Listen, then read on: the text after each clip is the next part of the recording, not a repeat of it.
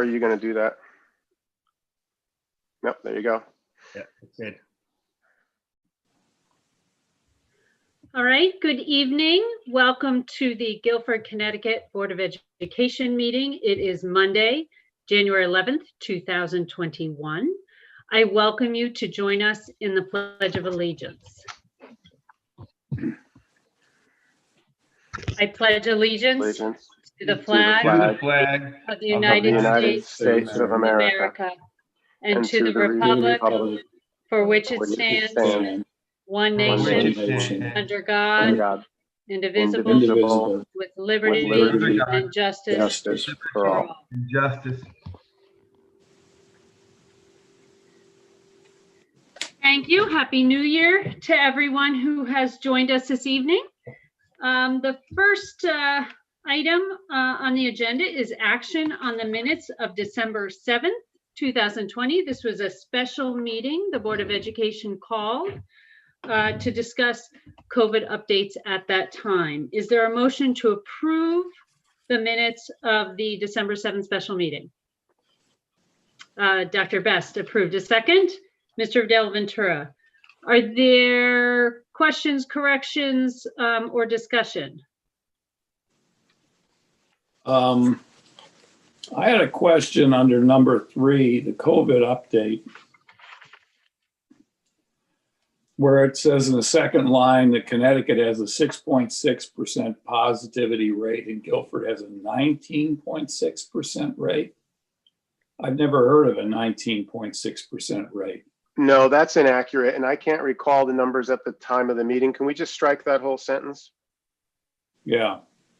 Thank you, Mr. Sands. I'm convinced that number is wrong. I agree with you. I agree.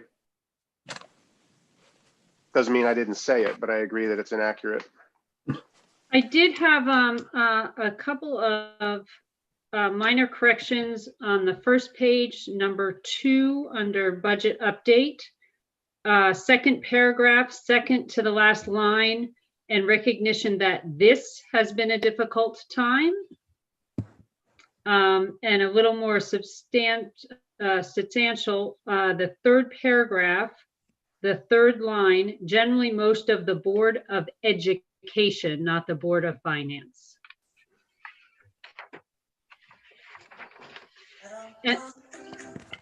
And then I just wanted, on page 2 at the very bottom, I found this paragraph a little bit confusing until I realized what it was talking about. So I'd like to offer an edit in the first sentence. In response to a question by Mr. Sands about Health Guilford's numbers, I would like to input a fully remote students. And then in the last line, instead of that are, he understands that some districts that are, replace that are with had a percentage of students. So that it's, again, a discussion about what percentage of students are fully remote.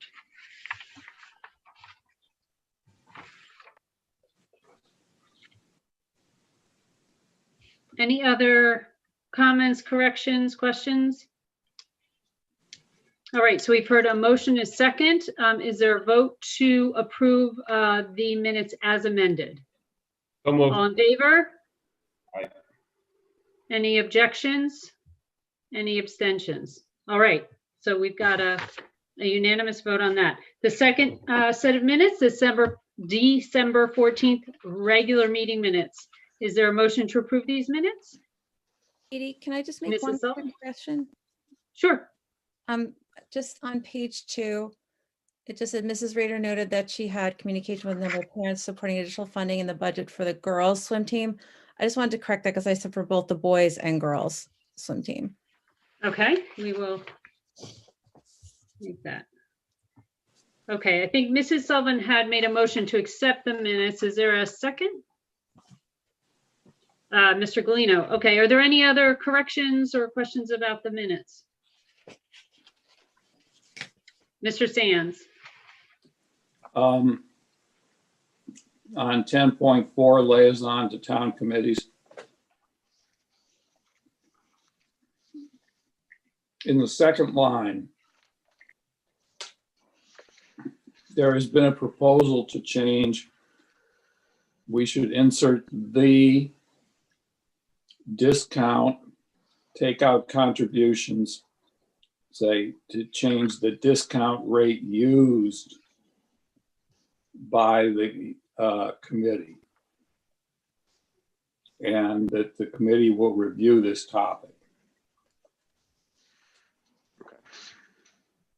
All right, thank you. Any other corrections? All right, so we have a motion and a second. Is there, I'll take a vote on the minutes as amended. All in favor? Any objections? Abstentions? No. All right, so that is a full approval of the minutes. The next item on the agenda is public forum for topics on the board agenda only. We have now set up a system in which we are able to accept people joining us on this meeting with public comments on the agenda. So I am now going to allow those who are interested to join us. When you join, you will be asked to type your name and address in the Q&A at the bottom, and then you will be called on so that we can bring you in. We're going to ask you to put your video on, and then we are happy to hear your comments and respond to any questions you may have. Again, I remind you, and this is the way we have held these meetings regularly, this is for comments on the board agenda for tonight. Dr. Balistraci, I see no pending comments at this time. Again, if you would like to comment to the board on any item on the agenda, please use the Q&A box to inform us of your name and address, and we will call on you.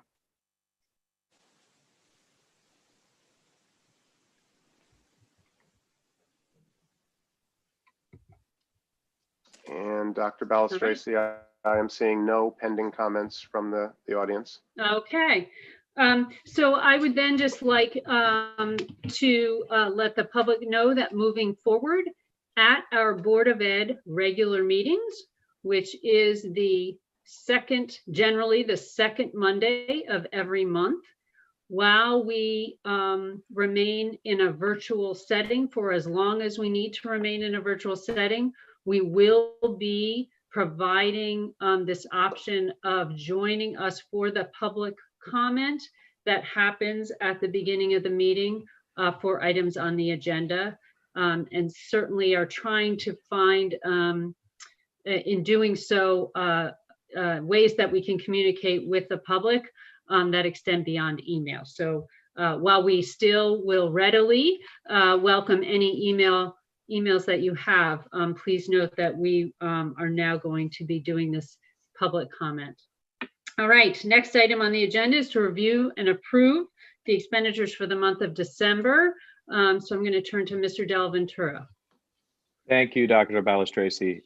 For the month of December 2020, our expenditures were $5,899,764.08.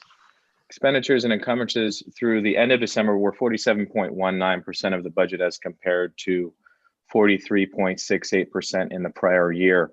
Revenues for the month of December were $1,009.25 from Medicaid. We had three payrolls in the month of December, so the salaries budget line was overall high as opposed to the previous year. Our capital, the percent of the budget expended is higher than the prior year. The equipment instructional line is over budget, but will be reimbursed by the technology lease. This is due to purchases for the capital lease. We will be reimbursed for our purchases, and the account will be within budget. In terms of our COVID line item, we did receive the first distribution of the coronavirus relief funds. Additional funds have been requested and should be received by February. We did have a $200,000 transfer, operating transfer to cover the expenses of the dining services program. In our previous operating meeting, we did discuss the warrants. The warrants total $729,723.09. If there are no further questions regarding the financials for this month, someone would like to make a motion to approve these financials. So moved. Is there a second? Mrs. Rader, thank you. Any additional comments or questions? We did go over the expenses in more detail on the Operations Committee just prior to this meeting. All right, hearing none. All those in favor? Any against or abstentions? All right, so that is the approval for the financials for the month of December. Next on the agenda, communications. I will note that I or we as a board received one email over the last month with a question about the Artist in Residence program, and received 9 emails within the last week, perhaps week and a half, each in support of the equity and social justice focus that Guilford Public Schools has taken, both from an instructional approach as well as a cultural approach. So there seemed to be a good number of people reaching out to us in support of that work. Are there other communications that people received that they feel they want to share at this time? All right.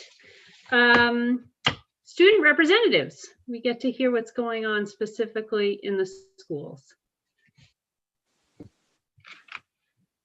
Who would like to go first? I can start. Jerry, wonderful. Great to see you. Hi. First of all, Happy New Year, everyone. Thank you. You too. Thanks.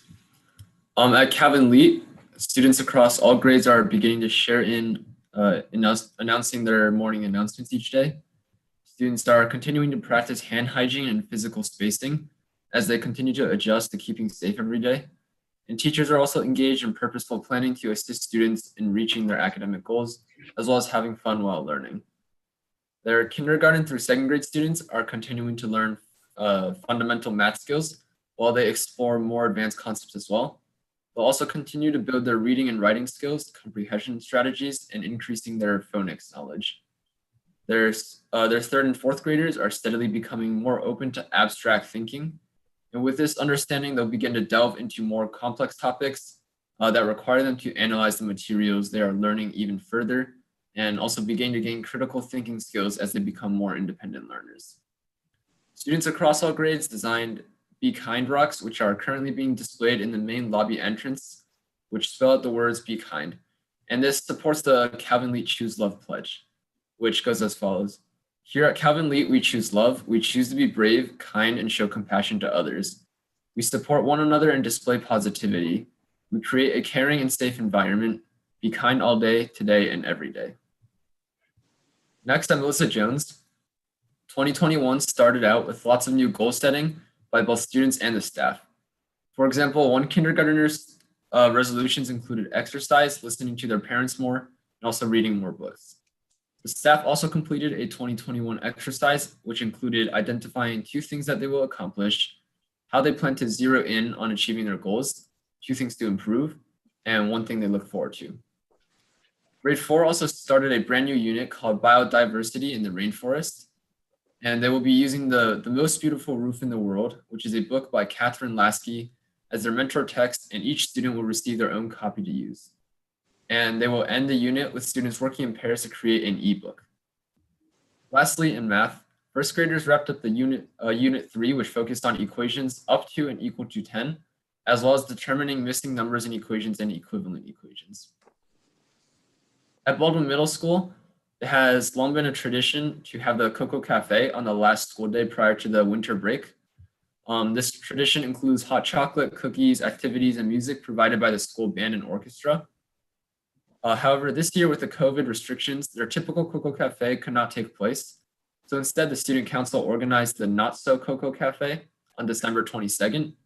While there was no hot chocolate, students were able to enjoy cookies, activities, and pre-recorded music from the band, orchestra, and chorus. In addition, all students and staff were invited to wear festive clothes to school that day. Students and staff embraced this invitation, and the atmosphere in the school was one of joy. While not the social event of the traditional Cocoa Cafe, the school still enjoyed an alternative thanks to the work of the Student Council.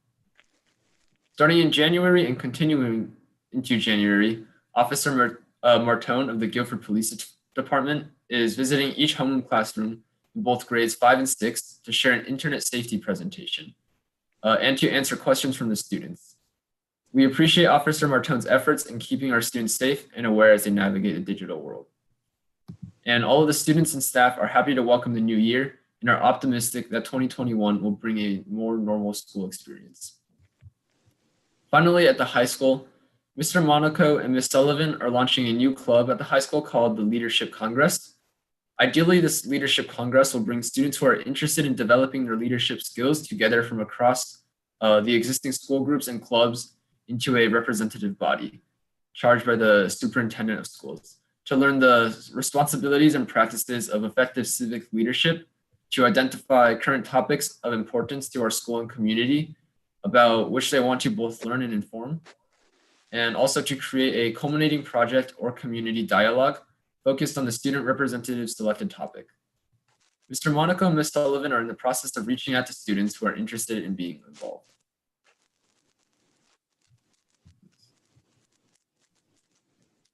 Wonderful. Thank you so much. Julia.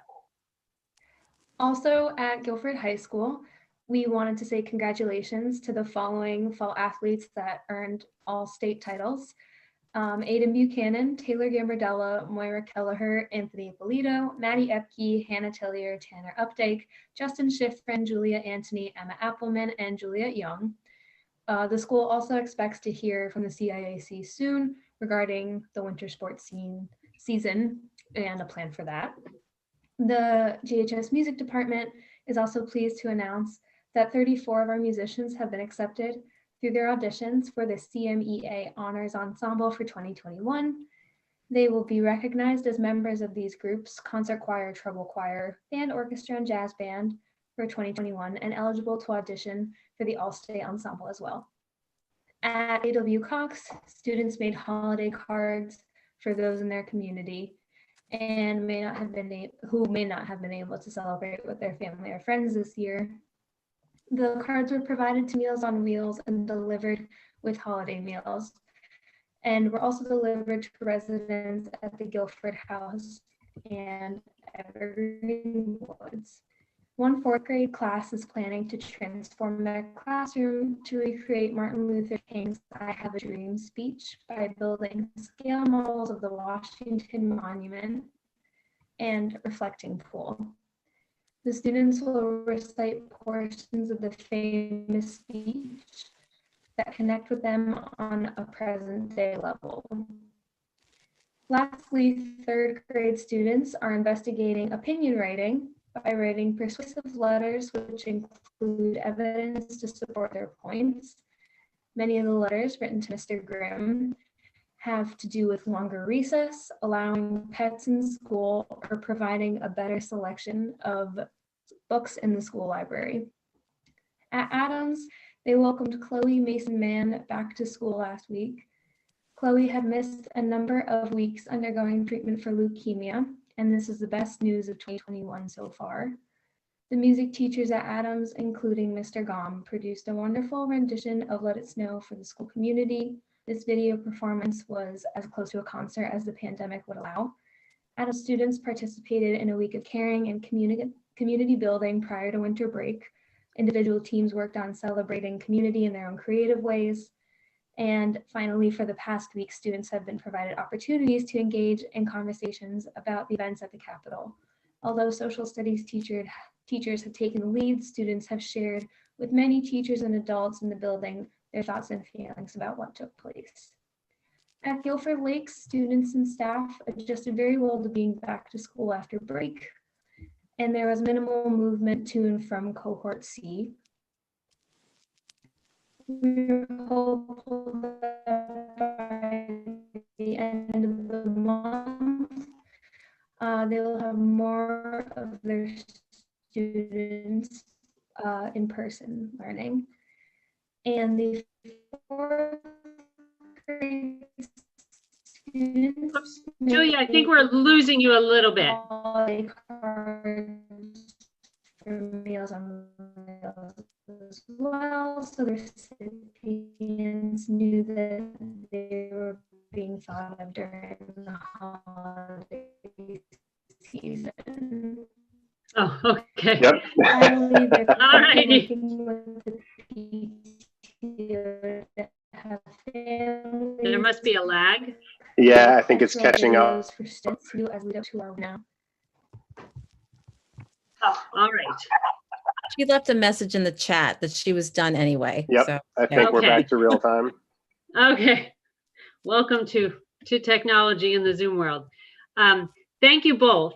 Wonderful to see you again. Happy New Year to you both. Does anyone have any questions for or comments for either of our student representatives?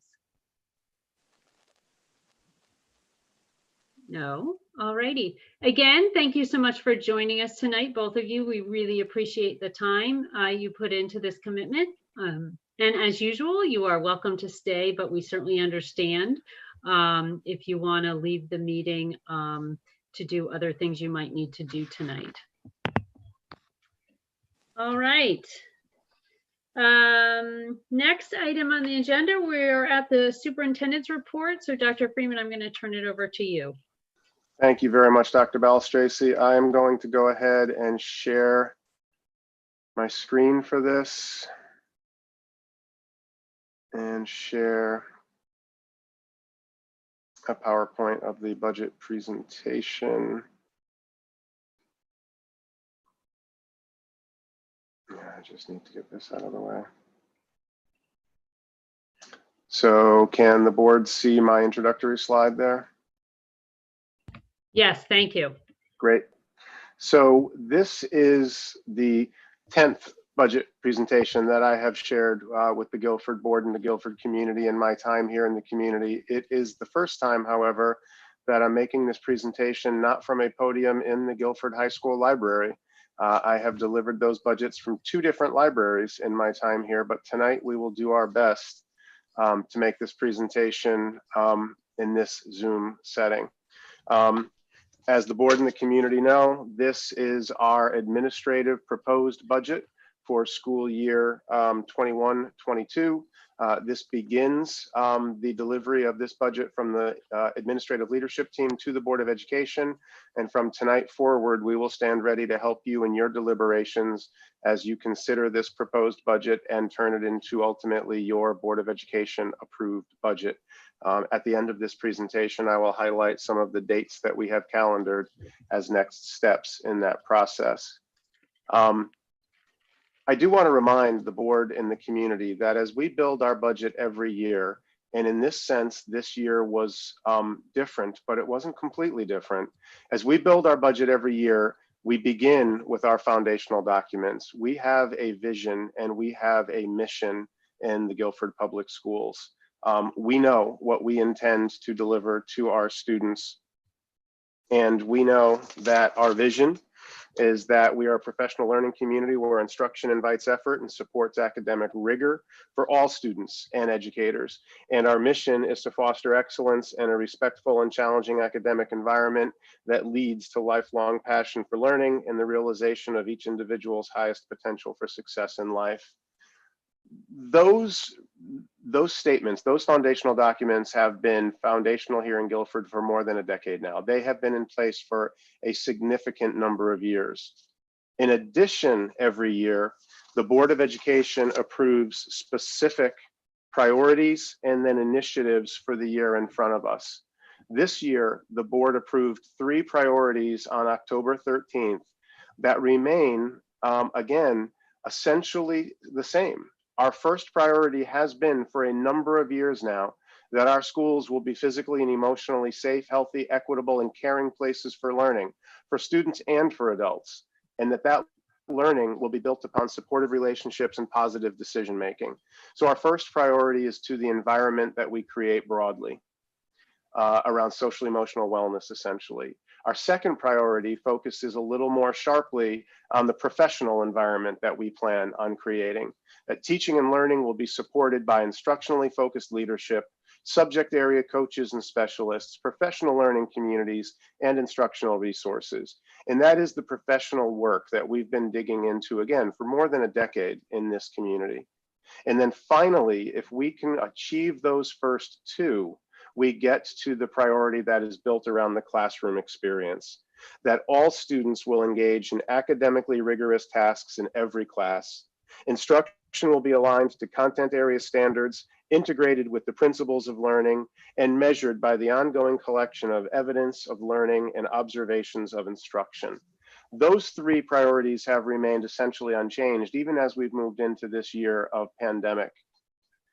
And the same meeting on October 13th, the board also approved 3 initiatives for this year. And these are different. These are unique to this specific year. The priorities and the vision and the mission are foundational. Those travel with us across time. The initiatives are specific to each year. And if you look at the initiatives that the board approved, you will see that they are specific to this school year. First, that we will maintain health and hygiene protocols and practices to provide a safe and healthy in-person environment for all students and members of the school community. And I again will say, as I've said in multiple board meetings, that at this time, we believe that our protocols are working. We believe that the conservative approach we've taken to keeping our schools open has prevented any spread of the infection in our schools. We do see increasing numbers, but contact tracing continues to tell us that students and adults are essentially becoming infected outside of our schools. And as soon as we become aware of that, we respond and we are able to reduce or eliminate any spread within the schools. We're very proud of the protocols that we have in place, of the way that the students and the families are partnering with us, and in the way that we have prevented spread in our schools. Cohorting works, social distancing works, the plastic and plexiglass dividers work, and most importantly, mask wearing works. We are not spreading this virus within our schools. The second initiative really focuses on learning in this altered environment. Our focus this year is to support a blended learning environment that promotes deep learning and academic disciplines, as well as in social and emotional wellness for students attending school, both in school and personally.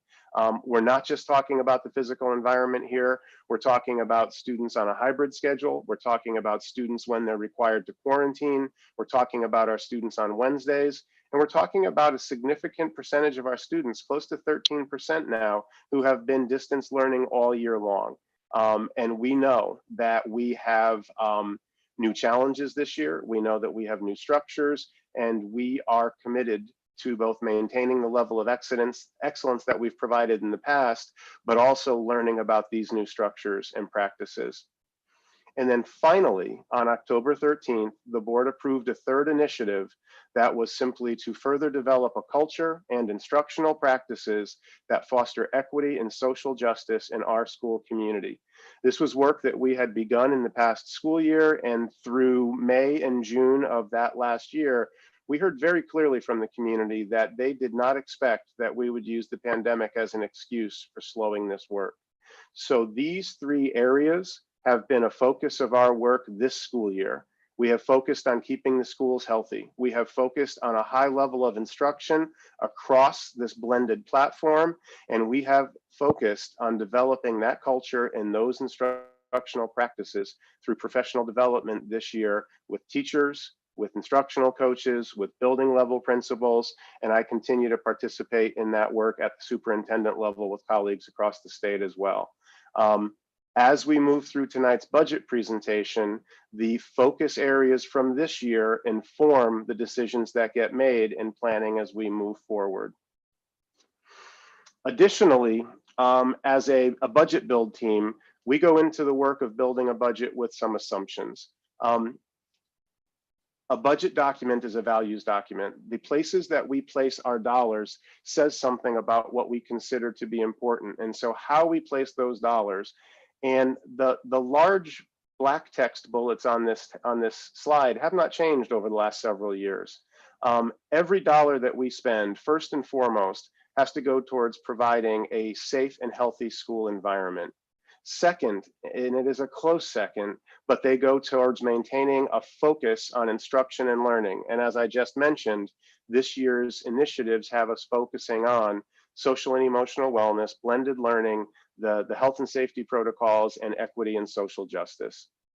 Additionally, we expect that every dollar we expend helps us to move forward, that every dollar that we put into this budget helps us to extend and improve the opportunities for all students. We never look to stay still or to rest on our laurels. And finally, we believe that it's a value, it's an assumption in every decision that we make, that before we ask for new monies in a budget, we will look creatively and innovatively at the resources that currently exist in the budget, and how can we repurpose or reuse existing resources before we look to build new resources in. And this year in particular, that was an important assumption for us as we moved through our budget build. And then finally, again, just as we get ready to begin the budget work, we look at our projected enrollments. We look at October 1, which is the official enrollment date for the state of Connecticut, and we project forward. This year, moving into next year, we project that we will see a decreased enrollment of 111 students across the district, broken out in the ways that you will see this. I will note that we believe that this year, that number has been exacerbated by the pandemic. We do believe that you see a reduction of 71 students at the elementary level. This year, we planned on seating 12 sections of kindergarten. We only seated 11. We do suspect that there may be some families who held students back from kindergarten this year. And so next year, we can assume that there might be, rather than the 12 sections, 13 sections.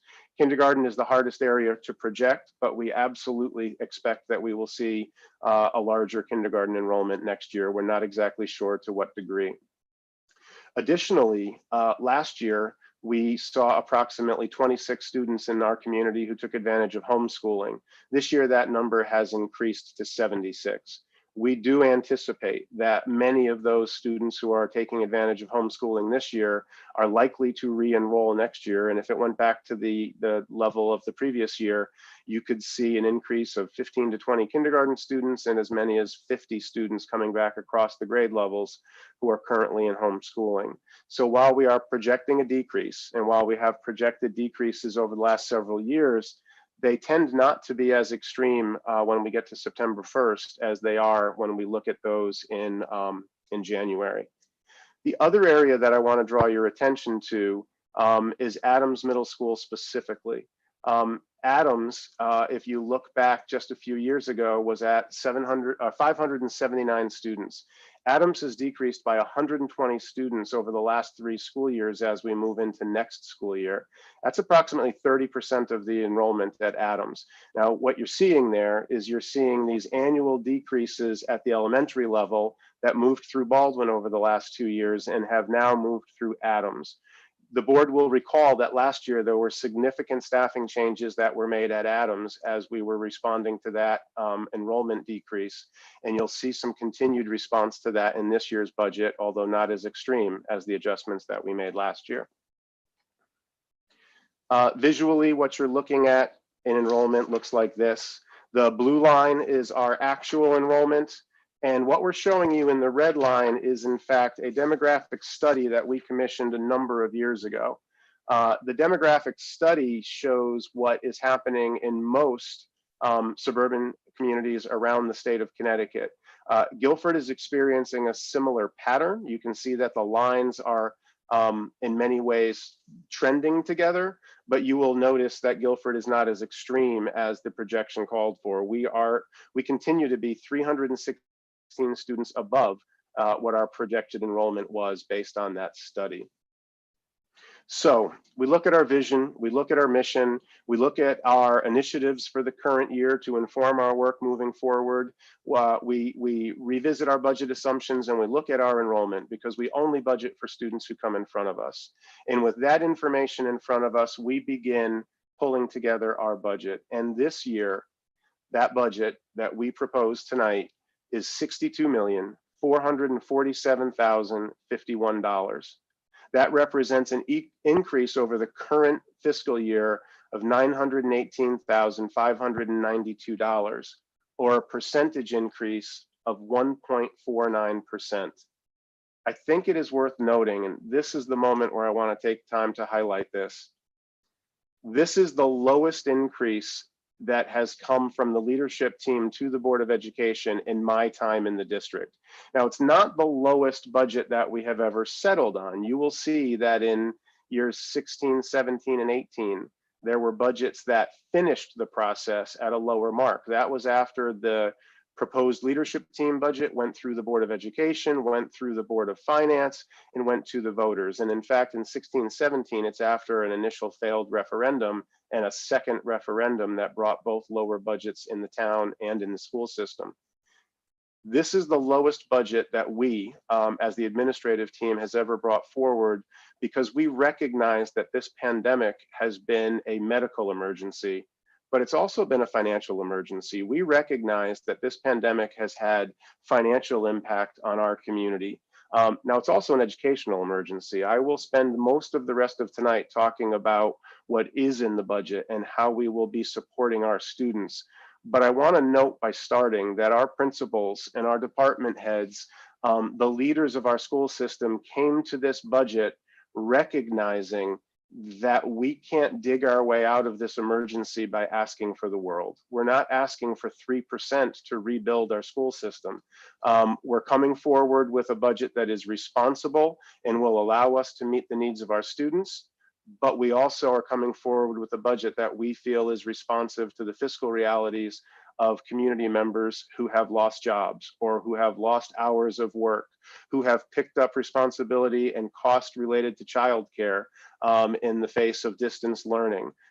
We recognize this and we want to take a moment to acknowledge that and point out that this budget was built in response to that.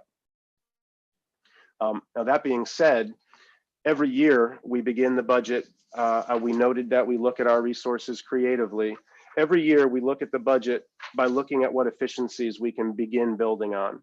What are the areas that we can recognize savings and turn that savings into forward momentum? The first thing that we need to note, and we talked about this to some degree in your previous meeting, in our operations meeting when we looked at financials, this year's budget included a number of unbudgeted positions. There were positions that we added after the budget was finalized, but that we knew we needed to respond to the COVID realities, to some of those priorities and initiatives that we started the conversation with. We have added additional custodial positions to the budget this year. Nurses' aides, additional substitutes, bus monitors. We've added some teaching FTEs, particularly at the high school, to bring down what were going to be large class sizes that would have been untenable while trying to maintain social distancing in our schools. We will respond to those unbudgeted costs as part of this year's budget. But the first thing that we are building on, and in many ways, we see this as a very hopeful budget, but the budget returns to the pre-COVID staffing levels.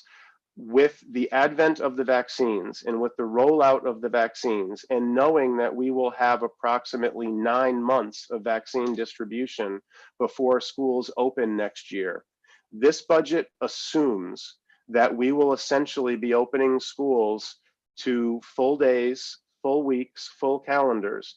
This budget assumes that when it comes to class size and staffing levels, a return to normal. Now, normal may continue to include masking and plexiglass dividers, and may even continue to require us to quarantine in the compartmentalized way in which we're quarantining now. But it's important to note that the foundational assumption of this budget is that we will have enough vaccine distribution by August and September of next year, that with those really essential mitigating protocols in place like masking, that we do expect that we will be coming back to those regular staffing levels. So we did not build into this budget additional custodians, additional nurses aides, additional paraprofessionals or recess monitors or bus monitors. And that's an important consideration to keep in mind as we move forward and approve this budget between now and April. Additionally, there has been very efficient hiring that has taken place and scheduling, and I'll talk about that efficient scheduling again a little bit more as we continue to move forward. But I again applaud the principals for their ability to find exciting candidates who may be coming into positions a little bit lower on the pay scale than hiring at the top of scale for every opening. We had, as I mentioned, an unfilled kindergarten position this year that has allowed some efficiency in that salary scale. We have been able to maintain a salary increase in this budget that is only 1.5%. When salaries make up approximately 65% of our overall budget, that's a good place to start. Again, earlier this evening, you met with Joe Spurgeon, our insurance consultant, and we have very positive numbers around medical benefits that we are building into this budget. In fact, the cost of medical benefits in this budget is below the level that we spent in 14-15. And as Mr. Spurgeon shared with the board in an earlier meeting, I'll share with the community, that is really due to two things. One is some dogged work on the part of this Board of Education to renegotiate contracts across 6 bargaining units and moving our employees to a health savings account, to HSA structured insurance policies. This provides all of the same coverage and protection to our employees, but does it in a much more efficient way and has generated savings for the community over those years. Additionally, it has to do with some luck. We have been fortunate that we have not seen, we're self-insured. We've been fortunate that we have not seen really significant expenditures in this area over the last several years, and that therefore ends up benefiting us as we budget for that line. And I'll show a slide, the very next slide, we'll put a little more detail to that. However, I just want to note the last one, that we worked really hard in this budget to also generate efficiencies at the building level and in the supply and material level, and all credit goes to the principals and the department heads for their work in those areas. We do have some result of those declining enrollments that we showed earlier, but we also simply want to credit the hard work and the attention that gets paid to every expenditure in the district. I don't know of a better word than to say frugal. We're careful with what we spend. We're careful in how we use materials. To some degree, there was a little benefit related to the distance learning that occurred at the end of last year, but our principals did really good work, and you'll see when we look at the budget by area, the results of that work. Again, as I mentioned, in medical spending, this is a significant expense for us. It is $8.5 million, but again, that's $1.1 million less than we spent on medical expenses back in 14-15. I really do want to take the time to make sure that we highlight this as a significant area of savings. And again, I want to highlight that we did not do this by restricting benefits to our employees. We did this by restructuring those benefits over time and again, with a little bit of good luck. The budget by location. What you will see by location is that we are looking at a budget, particularly at the building level, that is moving downward. We are spending less on materials and supplies in this coming year. You'll see the greatest decrease at Adams, where the greatest decrease in one specific school is concentrated. You'll see decreases spread across the elementary levels, and you'll notice that they're different from either essentially flat at Lakes or more significant decreases. And that's essentially based on the individual enrollment at that specific area. When we look at lines across the elementary schools, we look at those areas across all 4 buildings and essentially align those. You will notice that special education is showing a small increase. For special education, that's a relatively small increase this year. The tuition increase itself is only 1.1%. You'll notice that there's an increase in facilities.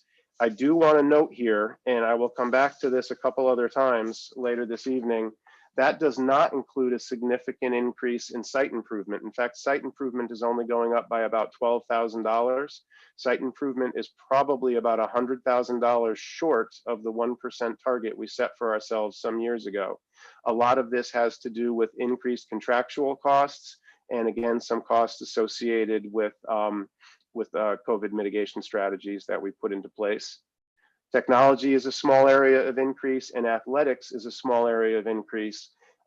These are smaller dollar amounts. I will note for athletics, there is approximately $70,000 built into that line for the rebranding of the high school under the new mascot.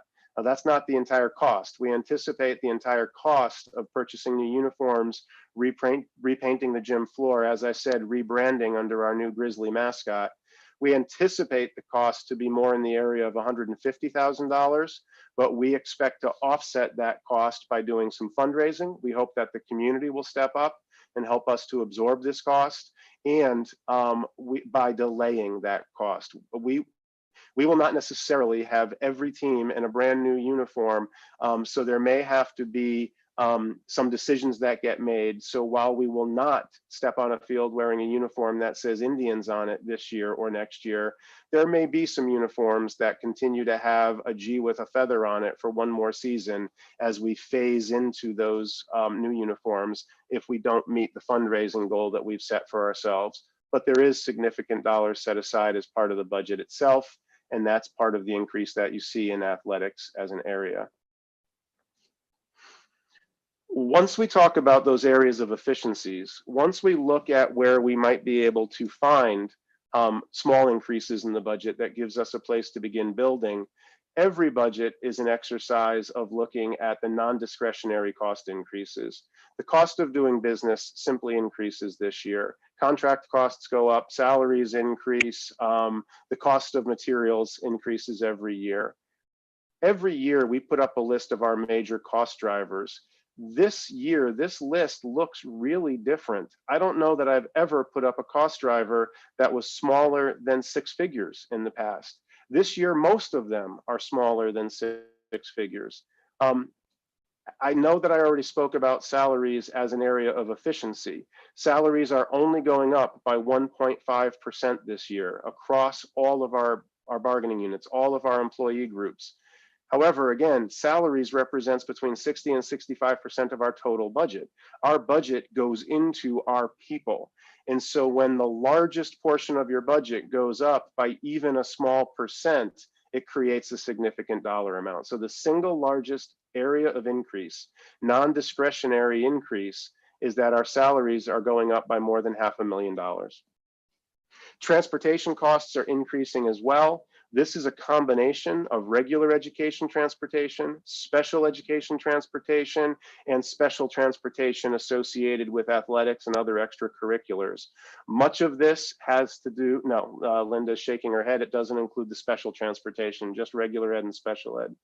Much of this increase is due simply to the contractual obligation that we entered into when we entered into a 5-year transportation contract. Some significant portion of it is specific to special education transportation, which is necessary and is important and tends to run more expensive than regular transportation. You will see that there are, again, relatively small dollar amounts, but in this budget this year, these represent some of the single largest increases that we bring forward. We need to increase the amount that we're putting into the pension that we have set aside for our non-certified teacher employees. We have safety and sanitation contractual increases that are going up significantly. There are other contracted service areas that are seeing increases. And I mentioned before that our special ed tuition is only going up by 1.1% this year. That represents an increase of $36,000. When you look at these 6 areas alone, they represent an increase of $863,000. And again, these are essentially cost of doing business increases. These are contractual obligations. The total budget is only going up by $918,000.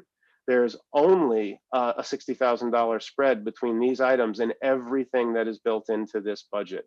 So when we say that this is one of the most conservative budgets that we are bringing forward, in a large way, you can say that this budget is simply built on the contractual non-discretionary increases. Our total budget is going up by 1.49%, and our salary line is increasing by 1.51%. You can see the alignment between those two numbers. I do want to spend some time talking about special education as a cost driver. The board is familiar with this visual. We have shared this with you in the past. The blue line is our budget line for special education expenditures over the last 10 years or more. And the red line represents our actual expenditure. You will see that we have done a good job in past years predicting the shape of the special education budget. We have, for the last several years, been underfunding that budget. You'll see two trends in this that I like. If you look at our actual special education expenditures over the last 5 years, back to 17-18, and if you drew a best line through that, you would see really flat growth in the actual expenditures from 17-18 to 21-22. The other thing is that while we've held the actual expenditures flat, you will see that we've also been closing the gap between the budgeted and the actual expended. We are confident moving forward this year that the gap as we close the books this year will be much smaller. And in fact, we may, for only the second time in the last 10 years, show a surplus at the end of the year in the area of special education. And next year, we believe that we have budgeted appropriately. Much of this has to do with restructuring that has been occurring in the district over the last 10 years around meeting the needs of more of our students in district by creating more opportunities and programs for students in district who had previously been outplaced to private or to other school settings. Mr. Hoey every year asks us to look back at the trend that we were on back between 2010 and 11 and 12 and 13. And if we continued on that trajectory, you'd see that there would be special education spending that could be significantly higher than where we are this year. But I see a lot of positives in this expenditure area this year, and I want to express our appreciation to Mr. Scanziano and his team for the work that we've done, first in providing really quality services to our children, especially during these really challenging times, but second, working on getting that budget and that actual expenditure to come into alignment. And then finally, as we build our budget, we start with our foundational values.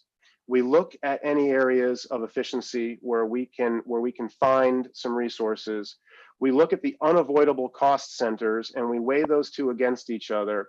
And then we say, but what else do we need to be doing? And this is where we really look back to our initiatives. We look at the work in front of us this school year and we say, how do we continue this work moving forward? And how do we continue to embrace continual improvement and never simply be a school district that is treading water? I do want to make this statement at this point in the presentation. Yes, this is the most conservative budget that we have ever brought to you, the Board of Education, and yet it is still not a status quo budget. Even in this year, we believe that we are expanding service to students, that we are improving service to students. Now, much of next year will be a recalibrating year. Much of next year, if we get back to normal with masks, will be about reestablishing the high quality in-person instruction and collaboration that we have generated in classrooms, but it will also include movement forward. And in that area, I do want to highlight a few items that are new to this budget. When the board met with the leadership team earlier this year, and quite honestly, when the board met with the leadership team last year and the year before, you heard the building principals talk about social emotional wellness and competence for the students in our buildings. That continues to be an area of import for us. And on the heels of this pandemic, it continues to be tremendously important. Last year, we spent some time showing you the ratios that we had of school counselors and social workers and psychologists to our school population as benchmarked against other similar districts. And they're positive numbers. but we still believe we need to be doing more. This budget includes the addition of a full-time social worker position. For now, it is targeted specifically at the high school, but I want to remind you that we do have flexibility in those areas. We currently have a position, a similar position that is shared across the high school and Adams and Baldwin. And so while it's only one FTE, we do recognize that it's important that we continue to invest in the social, emotional, mental health of our students. And this is one full-time position to continue to bolster the work that we do in that area. I'm also excited to point out that this budget includes a collaboration with a number of other shoreline districts through the LEARN Regional Education Service Center. A couple of years ago in the Hartford area, the CREC Service Center launched an initiative that was intended to help grow the number of teachers of color in Connecticut. Right now, 40% of the students in the state of Connecticut are students of color, but 90% of the teachers in Connecticut are white. We have an opportunity this year to participate in creating opportunities for aspiring teachers of color to achieve their certification and move into classrooms. And so what this residency allows for on the CREC model is it allows aspiring teachers of color who have completed their bachelor's work to spend a year working in a school system. They will work full days and they will receive a salary for their work, likely as a paraprofessional or as a building substitute. They will be taking classes in the evening, and that tuition will be covered by their placement in the residency. They will be placed into a support group of other students who are going through the same residency and working in similar and geographically adjacent communities. And they will, at the end of that school year, complete their certification and land their certification as an elementary school teacher. This residency projects that we will be supporting one of those positions in this district, and the dollar amount that you see represented here is not the salary associated with that position. It's an existing position already, but it goes to cover the tuition and the mentor group work and the other portions of the residency. When that individual completes the residency with us here in Guilford, we have the first opportunity to hire that person. And should we choose to hire that person into Guilford, they will owe us 3 years of teaching service to help pay back the monies that we invest in them up front. The $35,000 that we show here is the highest anticipated cost that could be associated with that. LEARN and the districts that are participating are currently pursuing grants to cover this cost, and it's my expectation that by the time we actually move into next school year, some, if not all of this cost will actually be covered by grants rather than coming out of our actual operating budget. But to move forward, we have put aside those dollars at this time. I do need to say that this is small. It provides an opportunity for one individual, but it is work at a state level that will help us to be better able in future years to diversify our teaching force to a greater degree. 40% of the students who attend schools in Guilford are not students of color. In fact, about 7% of the students who attend schools in Guilford are students of color. But all students deserve the opportunity to see teachers of a diverse background and to experience people who are not all very much like they are as they come through their school system. And so we're very excited about this opportunity to provide an opportunity to one educator and hopefully to benefit from that educator by making that person a part of our team here in Guilford for the future years moving forward. Additionally, we have a position in this budget that we're currently calling the Family Equity Liaison. When the board met with members of the public earlier this year to talk about the budget, I believe that there were 2 commenters who asked the board to please consider the creation of an equity officer position. An equity officer often refers to somebody, this is an administrative position. It's a position that is generally housed in central office, works in parallel, oftentimes with the curricular office, and oversees equity initiatives in the district, things like diversifying hiring, things like curricular audits, and things like teacher training. I know that recently communities like South Windsor and Farmington have added equity officer positions. to add a full-time administrative position to our budget, even if you look at the lowest level of cost associated with the current administrative contract, you're looking at a cost of approximately $140,000. We are thinking about this a little bit differently. And in fact, I need to give credit to a number of parents with whom I've spoken over the last couple of years. And these are specifically parents who came out of military experience. The idea here is that we would be looking for a contracted employee. This is not a permanent employee. This is not somebody who would draw benefits. We're looking to find somebody who understands public education, knows public educational systems thoroughly and well, and would be somebody who would be able to identify with and be able to advocate for students and families who identify as members of marginalized groups. So we'd be talking about people who identify as part of a marginalized group around gender or around religion or around gender identification or around race or around ethnicity. The idea here is that we would employ somebody for approximately 10 hours a week. So you get the scale of the sort of job that we're seeing this as. And we would create for this person a voicemail box and an email box in the district. And we would make this person available to our entire community. Any parent or any student who felt that they were being treated differently or unfairly as a response to their identifying as a member of a marginalized community would be able to reach out to this family equity liaison. The liaison would be able to first listen to and coach that family and help that family respond to the concerns that they felt that they were experiencing. Second, this person would have the ability to reach out directly to building level principals and be a liaison between the family or the student and the principal, again, helping to respond to the concerns that are being realized and shared by that family, that individual. If necessary, this person would have the ability to advocate for those individuals with the building level principal. This family equity liaison would be working with administration, would not be reaching out directly to classroom teachers, but would be working through and with principals. The most important component of this is that systemically and structurally, this individual will be reporting to me regularly, identifying the patterns or the structures that he or she is identifying in our system so that we're not just offering an ear and an advocate to people who need it when they feel that they're running into difficulties, but that we can begin to anticipate those difficulties and proactively avoid building things like that into our systems.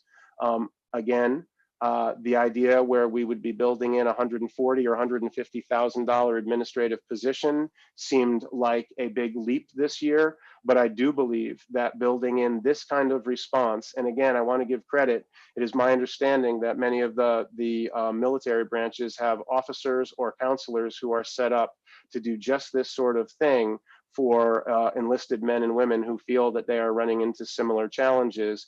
I just don't see why we wouldn't afford a similar support and route for our students and for our families in the community. And it comes in at an investment of approximately $25,000. We're considering that a pilot this year. I don't know if 10 hours a week is enough or too much. I don't know if the dollar amount is accurate, but we, again, if you think back to our budget assumptions, we thought it was a creative way to respond to a concern that we have heard raised rather than simply following the route that we've seen other communities use. And then additionally, there are dollars built into this budget for both the girls and the boys swim teams. This is a total dollar amount. There are monies budgeted for both boys and girls swim teams in our budget currently. There's currently more for the girls swim team than there is for the boys swim team, as the boys team has been part of a cooperative. These dollars will help us to increase funding for both of the teams. Again, maybe not equally. It's going to cost more to bring the boys team up to a full standalone Guilford swim team than it will for the girls team that is already there. But we anticipate that this investment will allow us to support both the boys and the girls full swim teams, and will reduce the impact on families for swimmers on either the boys or the girls team. I want to be clear, we expect that this will reduce the impact on families. It may not necessarily eliminate an impact on families. And I have a slide that I will share with you to show that in just a few minutes. This is, again, unusual for an investment slide. Now, I'm excited about these, and I think that these are important investments, and I think that they tie directly back to the 3 initiatives that this board adopted on October 13th. They go directly to the core work that we intend to be doing. However, I usually show you an investment slide that comes in multiple hundreds of thousands of dollars. The year that we added full day kindergarten, this slide would have totaled up to between $700,000 and $800,000 of new investment. I want to highlight that yes, we are investing in the system, and we're doing it in really targeted ways this year. We really worked to find small dollar investments that we thought would have significant returns for us. These are not large dollar amounts, but we do think that they focus on important areas for us, and they're responsive to what we've heard from the community. And I want to highlight an additional item in this budget. This item actually does not carry a cost, but I believe this is the right place to name that. We have thought long and hard over the last 3 years or so, and there's been a lot of conversation this year about the specials that we provide at the elementary school. So the specials being the areas of PE and music and art and world language. We have heard from the community over the last several years a desire to see an increased contact for students during the week in art. At the same time, the leadership team and I have responded over and over again that simply adding more art at this point would require a reduction in another area or an extension of the length of the school day at the elementary level. At the same time, Connecticut is experiencing a shortage in world language teachers, and that shortage is particularly pronounced at the elementary level. Guilford is insulated from shortage areas around the state in most areas because people really want to come and work in Guilford. We have not struggled necessarily in the areas of math or science that are also identified as shortage areas to fill those classrooms. But the world language area is a real shortage area right now. It is difficult to find and to retain certified world language teachers. And for us, particularly at the elementary level, it has been a challenge. We've seen significant turnover in the 4 positions that we have had at the elementary level. And over the last 4 or 5 years, this Board of Education has met and talked about the investment of time in world language at the elementary level repeatedly. Therefore, while it is not, again, it's not a budget impact, but we will be changing our staffing allocation at the elementary schools next year. We will be adding 2 full-time art positions. Currently, we have 2 art teachers that service 4 elementary schools. We will be increasing that allocation to 4 art teachers that service 4 elementary schools. I want to be careful in my language. That may not necessarily mean a full 1.0 position at each elementary school. The enrollments are different, and in some schools that might mean 80% or it might mean 100% of the position, but we will be going from 2 individuals to 4 individuals. In the world language department at the elementary level, we'll be going in the opposite direction. We will be going from 4 full FTE positions for 4 elementary schools to 2 positions for 4 elementary schools. And the student experience means, now this is rough, this is different in each elementary school, and it could be different across the grade levels, but in really rough terms, students currently receive an hour of world language a week and half an hour of art. Next year, under this model, they will be receiving an hour of art and a half an hour of world language. Much of the world language experience is focused around culture, and we actually believe that we have an opportunity to move some of that focus on culture into the art curriculum. So it will not be completely stripping the experience. To some degree, it will be moving the focus area from one subject area to another. This is a forced choice. This is not right. We would prefer to be able to maintain world language staffing and add the art staffing. But again, the only way to do that would be to extend the school day, reduce in some other area, and it would leave us continuing facing the staffing challenges that we have faced over the last several years. We believe that this may not be a permanent reduction in future years if we revisit the idea about extending an elementary school day. I'll say again, as I've said over the past several years, we have the shortest elementary school day in the state. There may be an opportunity to build back, and I want to highlight the fact that this is not an elimination of world language study or exposure at the elementary school. It is certainly a reduction. I won't pretend that it isn't, but we don't lose the exposure at the elementary level. We will be reducing it moving forward. Again, while that does not have a financial impact, this felt like the right place to share that information. What that means in staffing, and there's a few other items that I need to add here that have not been highlighted yet, is that again, as you look at staffing across the district, you are looking at a conservative staffing proposal moving forward. You see no increases in the areas of administration or custodial. And again, I want to note that if you based it against the people in schools today, we'd be looking at real reductions. We will be letting go of the unbudgeted additional positions we took on this year in response to the pandemic. I want to start by going back to that enrollment number at Adams. That Adams has reduced by 30% of its population over the last 4 years. Last year, we made a significant adjustment to the English language arts staffing at Adams. Currently at Adams, there are 6 teachers in the area of English language arts. There are 6 teachers in the area of science, and there are 6 teachers in the area of social studies. There are 7 teaching positions in the area of mathematics. That additional position was added some years ago when we were implementing Common Core, when we were adjusting the math projection that students would follow through the school system, and when Adams enrollment was in fact spiking. At this time, with the declining enrollment, and as we have adjusted and responded to the new math trajectory that students follow, there simply is no longer an argument for maintaining that additional math position. The first way to point this out is that math classes will be exactly the same size as English classes, social studies classes, and science classes, whereas now with one additional teacher or section, they are in fact reduced and lower than in those other areas. Additionally, this budget includes the reduction of 1 music position at Adams. Music staffing across the district, currently at the high school, we have 2.6 music positions, and part of that is release time built in for 1 individual who is department chair. So teaching FTE at the high school, we have 2.2 teaching FTEs in the music area at the high school. On average, they service about 500 students who take music classes at the high school with those 2.2 positions. At Baldwin, I believe we have 2.4 positions, and they service about 450 students every year who take music at Baldwin. At Adams, we currently have 3.4 positions, and they historically service about 300 students a year who take the music offerings at Adams.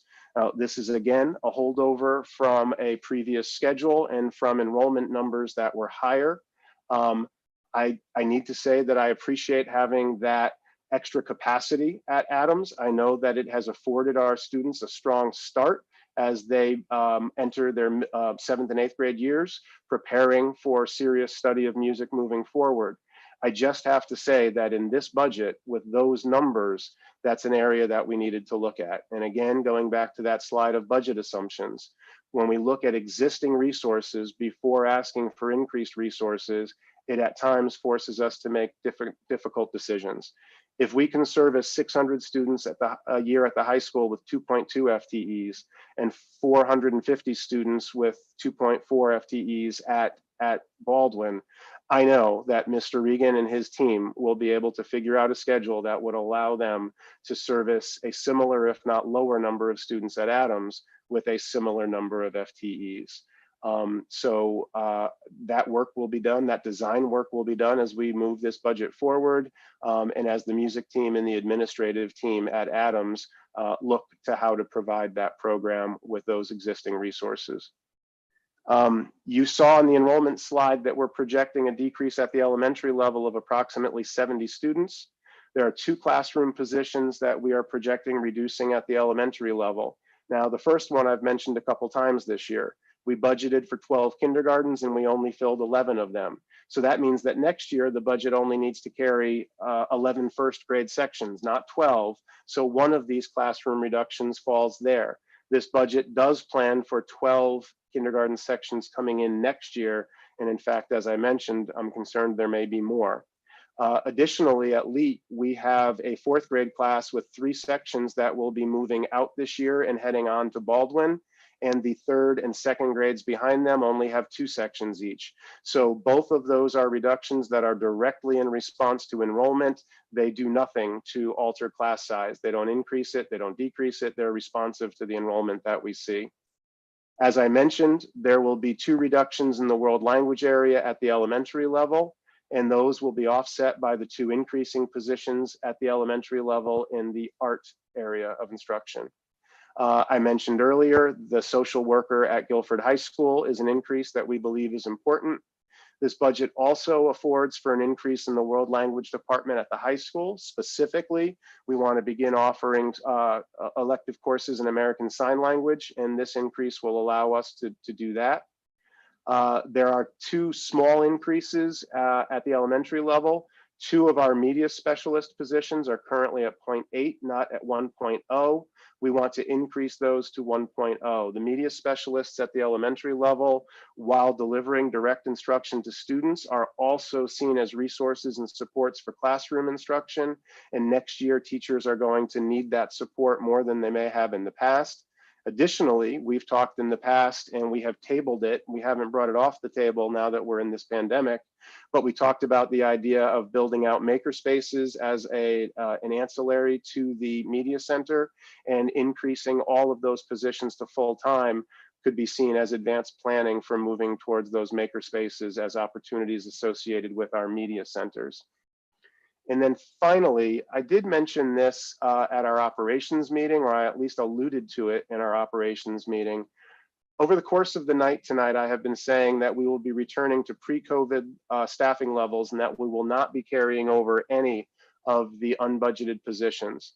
There's one exception to that. We have for the past several years in the district carried a technology integration specialist. It is a certified teaching position that is maybe most analogous to our content area coaching positions, but rather than providing professional support and learning in the area of math or language arts, this person was attempting to support teachers with their use of technology in the classroom. That was one position supporting approximately 350 teachers at the district level, all of whom use technology. In this year, their requirement to use technology went through the roof. So after the beginning of the school year, I think it was well into November, we added a second district-wide technology integration specialist position, and this budget does propose carrying that position forward.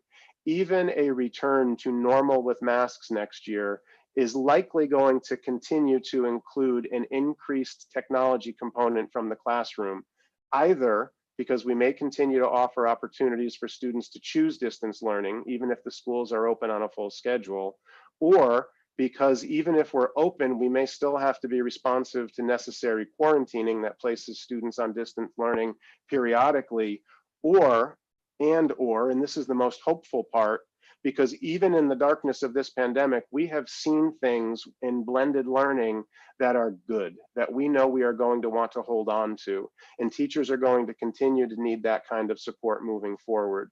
So again, where we have one, or where we previously had one technology integration specialist, where we only have one in the budget, this would allow us to continue to carry 2 in the budget as we move into next year. And you will see that it is still a net decrease in teacher staffing in response to the enrollment that we're seeing and in response to the fiscal realities. I've said this is a conservative budget. It shows a net reduction in teaching positions. It shows a similar reduction in para-professional positions.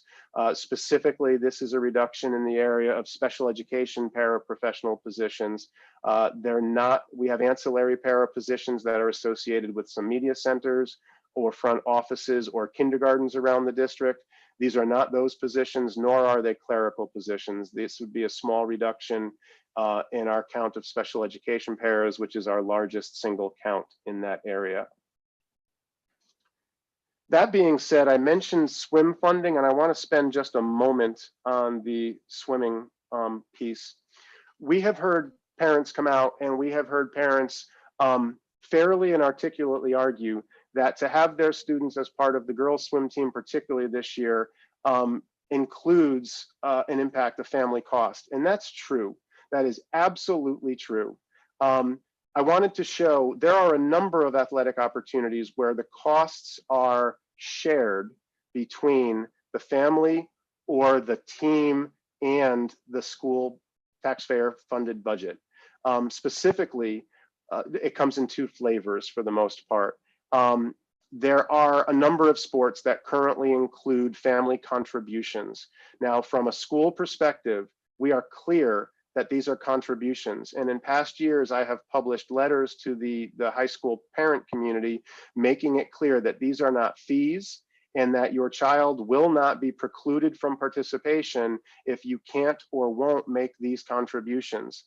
I know at times, because these contributions tend to be organized and structured by the volunteer parent booster clubs, that message may not always come through clearly. I know at times I hear these contributions referred to as fees or as costs. They are costs, they're not fees. Any parent who has a challenge in paying this or simply will not pay this cost, you simply need to contact the athletic office at the high school, speak with Mr. Jarvis. We do not charge fees in order to participate in our opportunities. However, what has happened historically in Guilford, and Guilford is not unique, this has happened in lots of communities.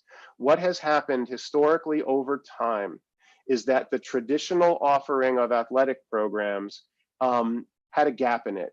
And a group of motivated parents came forward and lobbied the Board of Education on behalf of a lacrosse team or a crew team or a hockey team or a swim team.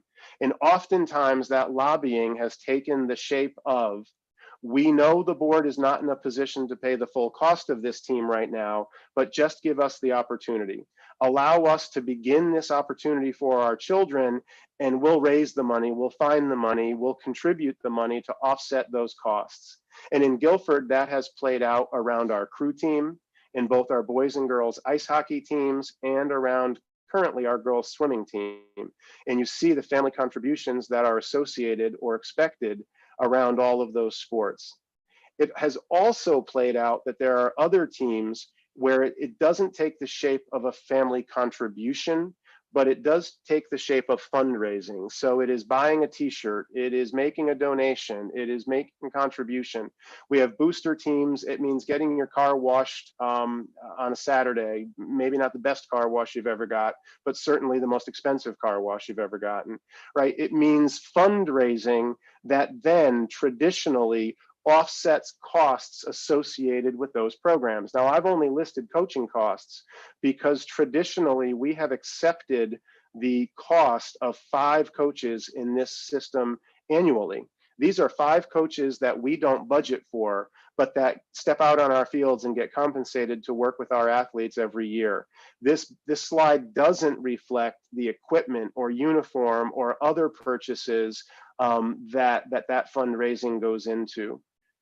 When I noted that we are looking to increase funding for swimming in the athletic budget by $10,000, those costs will go to absorb more of the transportation and officiating costs associated with those 2 teams. Remember that our costs are going to increase this year as we take on the boys swim team as a full Guilford responsibility rather than being part of a collaborative with other communities. I expect that if we put this slide up next year, there will be at least 2 differences. Girls swimming will still be there. I don't think we will eliminate the parental cost with this $10,000 contribution, but I think it will be lower. It will be less than $600 per family. Boys swimming will be on the list as well. And the number will probably be similar to, if not the same as the number for girls swimming, less than $600. When we heard public comment around swimming, we also heard public comment about the need for assistant coaches in swimming. Those are not assumed in that $10,000 increase. That $10,000 increase will really go to offset costs associated with officials and transportation. I do not anticipate it will absorb the whole cost of pool time, and it will not assume the cost associated with assistant coaches. So if there are to be assistant coaches in swimming next year, you may see 2 other changes on the right side of this slide. If we see that those groups continue fundraising, and like other organizations in the community, offset those costs. It looks like this because this system has grown organically. We didn't design it or plan it. It happened over time as each group came forward and lobbied for their sport, their addition to the athletic offerings. We've got more offerings and more diverse offerings than most similarly sized high schools around the state.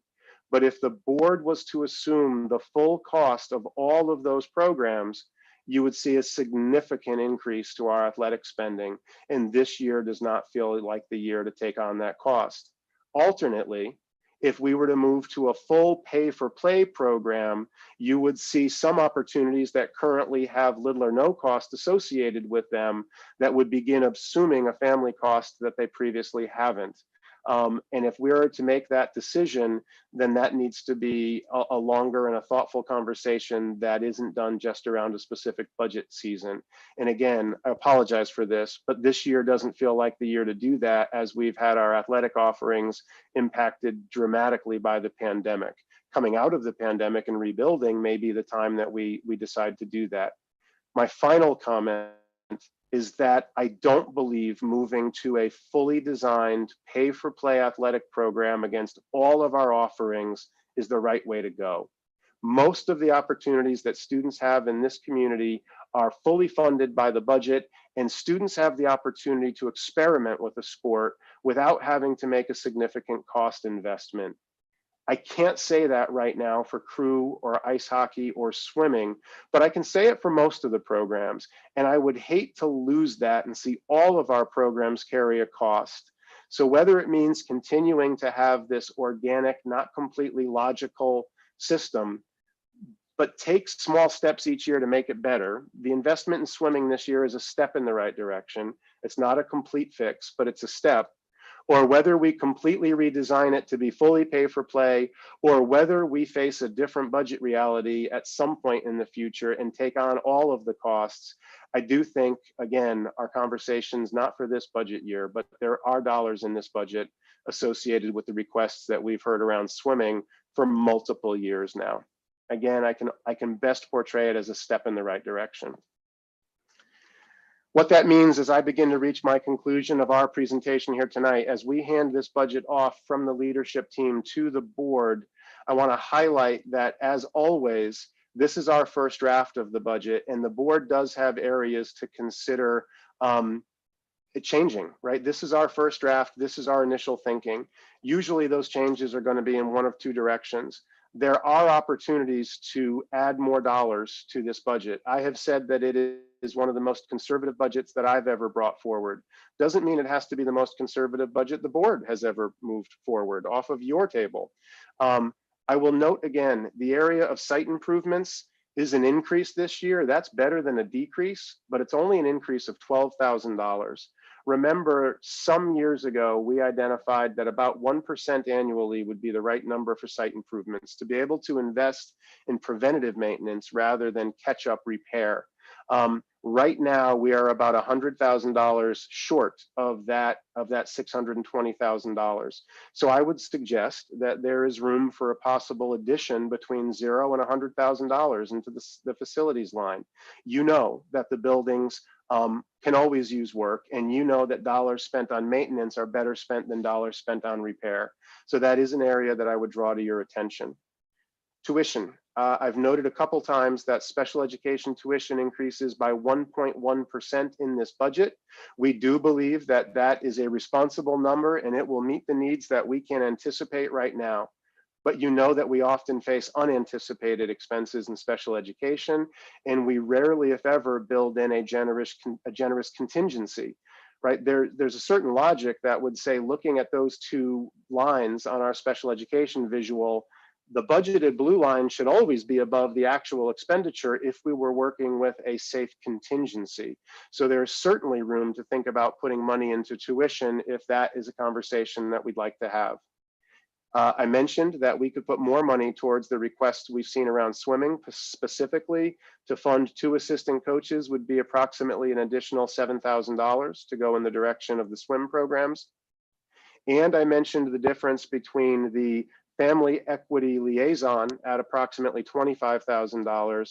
There could be a move to a full equity officer if the board felt inclined, and that would be an increase again of approximately $100,000 to move in the direction of a full administrative position. And if there's interest on the board, we could talk about what the differences between those two would be. Additionally, the budget as it moves from us to the board, even in years that we bring you a conservative budget, sometimes comes in at a level that we think is still going to be challenging for the community or for the taxpayers to accept. There are areas that this board could look at this budget and consider reductions, and I want to draw a few of those to your attention. This budget currently assumes approximately $70,000 in retirement savings. That would account for 2 retirements in subject areas that are not currently identified as shortage areas. It assumes that where it would be one of the areas like elementary certification or social studies certification, where somebody retiring out at the top of the pay scale could likely be replaced by a really talented candidate who would come in lower on the pay scale. $70,000 in retirement savings, it assumes 2 of such retirements. We've seen more in other years, so this is a place that the board could, if you chose, create greater savings. Obviously, the items that I identified as investments could be deferred, delayed, or eliminated from this budget. So the social worker position at Guilford High School could be removed or delayed for another year. I think investing in social and emotional wellness is really a priority this year, but that change could be made. The relatively small dollars, $35,000, that will likely be offset by grants anyway, but that could be removed, and we do not need to participate in the residency program at this time, although I think it's important, and I think it speaks specifically to some of the things that we've heard from our community and to one of the initiatives that the board embraced this year. Same with the family equity liaison. I think it's responsive to our community.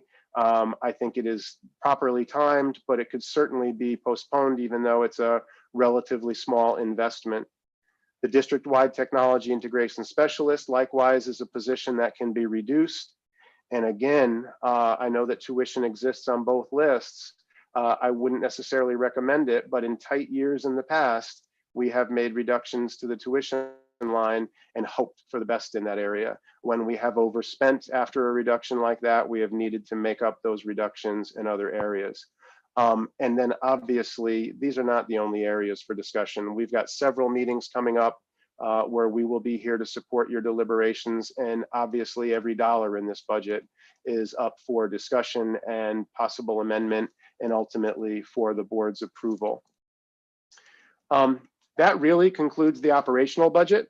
I do want to spend just a moment. We've talked about this at some length in operations meetings recently. But as we move this budget forward, there will be 2 components. There will be the approval of the operational budget, and then there is a capital bonding request that will be coming as well. There are a number of items on this bonding request. The first one, which should be familiar, the Guilford Lakes School heating, ventilation, and air conditioning upgrades were originally slated for last year. Those were delayed and deferred because of the onset of COVID-19 and the impact that it had to our referendum. We held those off from last year's bond request.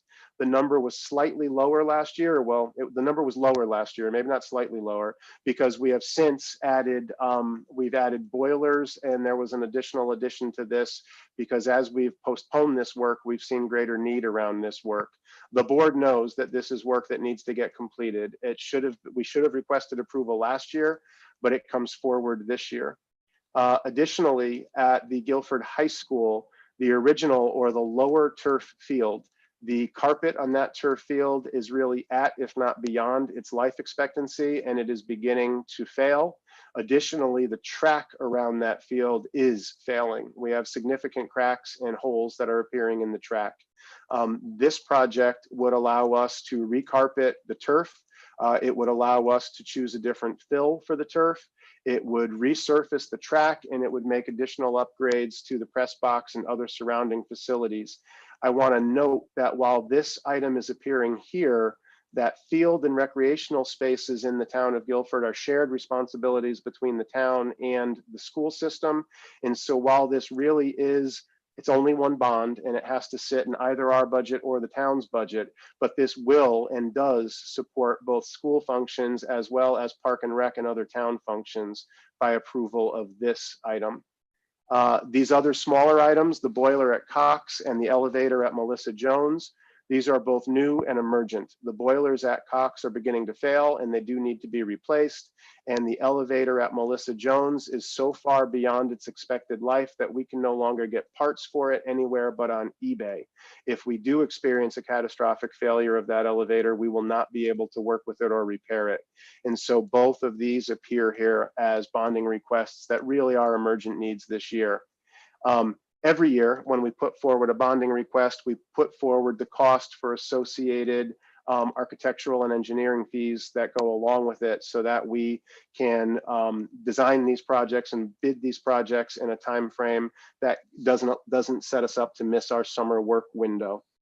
All of this together then creates a bonding request of $6.1 million.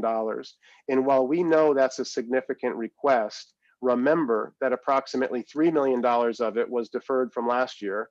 We would have preferred to have brought this forward previously. And of the $2.1 million, we really consider that a shared cost with the community. So if you look at it in that sense, it's a much smaller request. It's actually more like a $2 million request for this year, except that this request includes an insignificant item that was unavoidably put off last year, and a secondary item that we share with the town. Again, we've had significant conversation about this item at the operations meetings, and we'll certainly continue to be able to talk about this as well as all of the items within the operational budget as you move forward. And again, it is important to note, we really do view this budget as a budget that will support and allow us to return to normal while we continue to move forward. This is not a surrender budget. This is not a budget that gives up, and this is not a budget that just wants to get back to the good old days.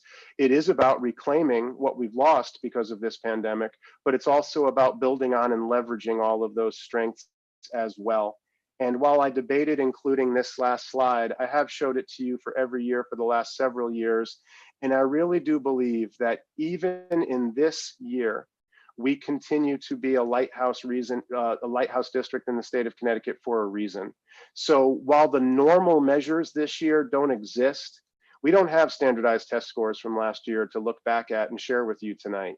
We don't have state accountability measures from last year to share with you tonight and to benchmark us against the neighboring districts that we like to compete against. What we do know is we do know that districts have looked to us across the state to say, what are you doing in Guilford, and how are you keeping your students safe and healthy, and how are you meeting your students' needs? If anything, we have been invited more frequently this year than in other years to share that work and to partner with other districts around the state. And I take great pride in that. We're keeping our students healthy. We're providing the best service that we can in the midst of a once-in-a-century emergency. And we are positioning ourselves to be able to rebuild from that with a budget that is responsible to the taxpayer and to the families that have been impacted financially, as well as responsible to every one of the students in our classrooms. So we continue to be proud of the work we do. We are proud of this budget. We're happy that tonight it becomes your budget rather than ours, but we stand ready to assist you in your deliberations as you move forward. And to that, I'll close just by hitting a few important dates, and then I promise I'll stop talking. Later this week, on January 14th, this Thursday, we have another meeting where the Board of Ed will be meeting with the leadership team to really be able to ask your questions and to dig into everything that we presented to you here tonight. I know that we're beginning to receive written questions and respond to those written questions already, and we appreciate that process. But this Thursday night will be your first opportunity. I mean, obviously you have the opportunity tonight, but tonight will be getting late. Thursday is the real opportunity to begin asking questions around your budget books and around this presentation and what we've laid out in front of you. On January 25th and 26th, I want to encourage the community. Those will be 2 public hearings.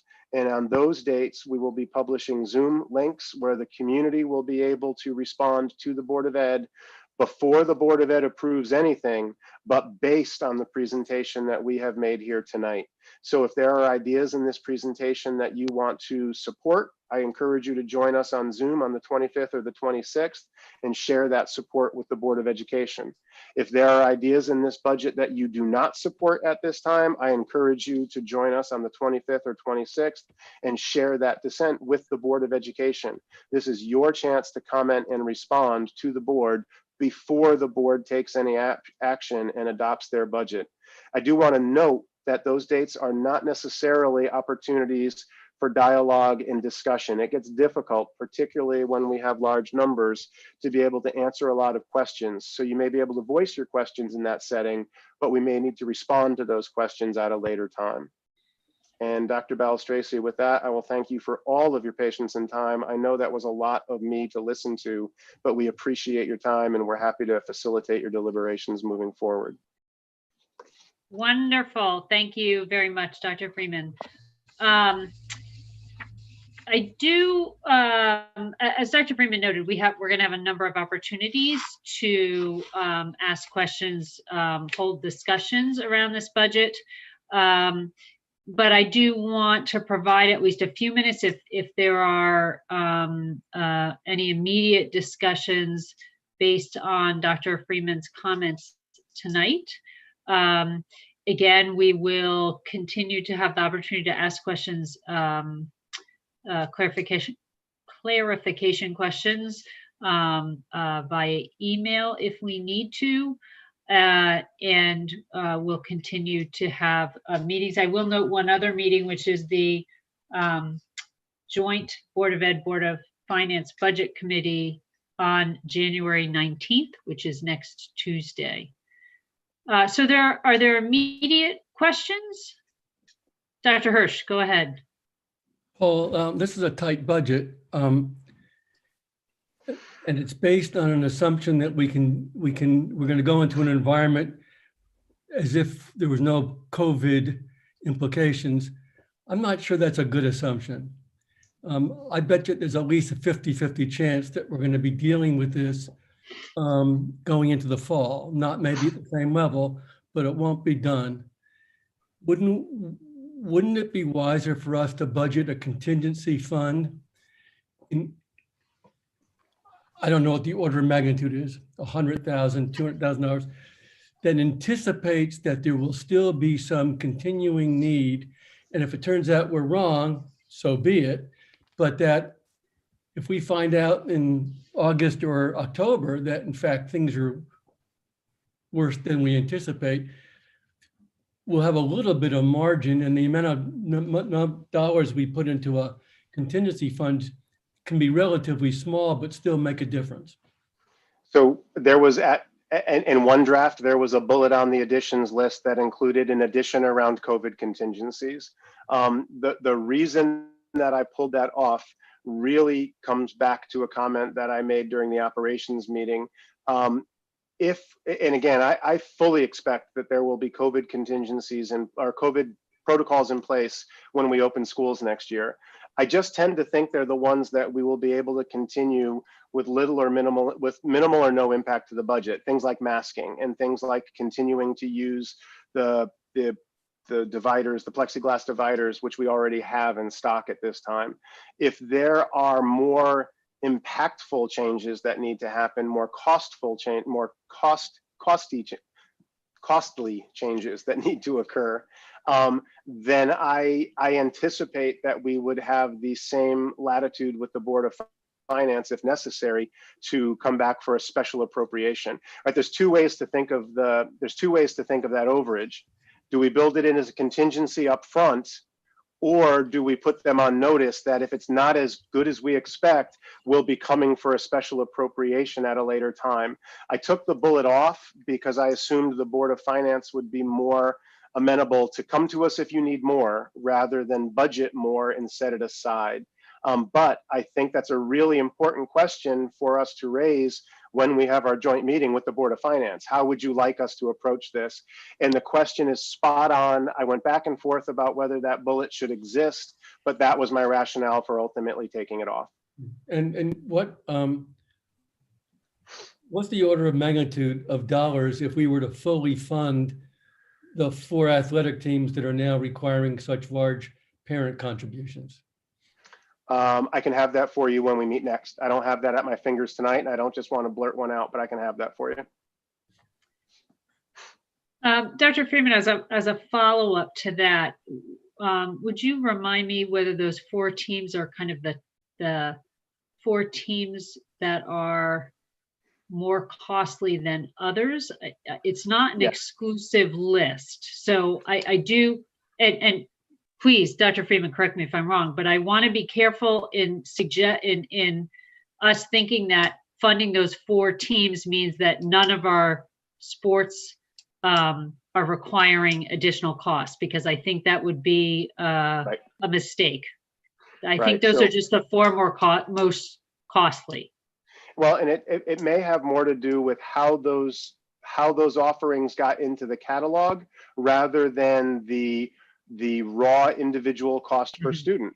Quite honestly, football is one of your more expensive costs per student or per athlete when you look at it, but football has traditionally been part of most schools' catalogs when there were only 3 offerings, all the way back to when it was just football, baseball, basketball. I know off the top of my head that the most expensive will be ice hockey, and it is because of the cost of ice time. We don't have our own ice rink, and therefore that becomes one of the most costly. But we can have that for you, and we can right, so that you have an order of magnitude. If you just wanted to pick up all of those, again, I want to caution you. Even doing that won't be the end of the conversation, because we have sailing on deck, and there are other sports that will come up 2 years from now that will say, we want to offer Quidditch to our students, and we're going to say, well, that's really expensive because flying brooms cost a lot, and we're not going to do that, right? So if you move to that position, you often paint yourself into the position of therefore saying no to more organizations, because if you can't fund it fully, you promise yourself you will say no, rather than finding these shared arrangements. But we can certainly have that answer. If we bundled all those in and washed away any parent contribution, we should be able to tell you what that cost would look like.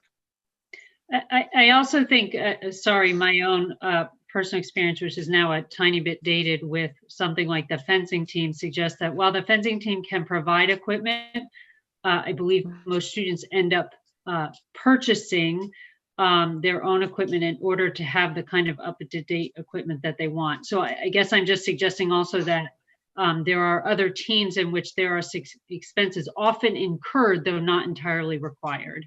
And we want to be careful, if we think we are then funding all the teams, to recognize that we aren't necessarily doing that if we address those 4. Right. I often hear from parents that that line is a moving line, and a lot of it has just to do with just tradition. Football players walk onto the field expecting that the school will provide their equipment, their protective equipment. Lacrosse players walk onto the field assuming that they're going to buy all of their own, and lacrosse parents know that they will buy $200, $300, and $400 helmets and sticks, but we don't often associate those same expenses with baseball bats or with the protective equipment associated with football. And again, it is because of tradition, and it's because of how those sports got into the catalog, or when they got into the catalog, more than any really logical discussion about why do fencers and lacrosse players buy their own gear, but football players don't. And I know I'm dating myself when I say that baseball players don't, because now I know that most baseball players will purchase their own bat and they don't use the team bat anymore, or their own batting helmet. But there was a time when most schools only offered baseball, football, and basketball, where you could play any sport and you never had to spend $1 for anything that was associated with that sport. And parents of young and high school age children like me know that that is no longer true. But we can have that answer for you, and we can have that conversation. And in fact, I don't know, we don't often have Mr. Jarvis at the meeting on Thursday, but I'll reach out and see if he can be available to be part of Thursday's conversation. It usually focuses on principals, Mr. Gurnham and Mr. Mitchell, and Mr. Scanziano, but I'll see if I can get Mr. Jarvis to be there Thursday night. Other questions, comments? Go ahead, Moira. Dr. Freeman, I just had a question about the Adams music instruction. You know, there's 3 offerings for students, right? There's band, there's orchestra, and there's chorus. And I'm just curious how you picture that by pulling a teacher out of that scenario. And I'm just concerned because it's, you know, it's an arts program, and I just think the public perception of that is, you know, important to consider, and just the actual reality of what that's going to look like. And if it hasn't been thought through that detail, that's fine. I'm just curious what that looks like. Yeah, and I want to be careful about offering too much detail Yeah. because it hasn't been worked through, right? I really, the right thing to do, and I had this conversation with the music staff at Adams last week, right? There's really 2 levels of budgeting. Well, there's more than 2 levels, but one level is to look at enrollment and staffing and look for things that stand out. And you look for disparities like the staffing at Baldwin and the high school and the difference that you see at Adams. And then there's the actual programming and design and scheduling component. At this point, I've done the first layer of that work. The second layer really needs to be done by the people who are closer to that program, Mr. Regan and the music teachers. But what I'll remind the board and the community is that it doesn't have to be the simple idea of there's 3 programs, so there needs to be 3 teachers, right? There's already a shared music position between the high school and Adams. So solving that problem may involve using people who have areas of specialty more creatively. Does it involve sharing staff with Baldwin to Adams, as well as sharing staff from the high school to Adams?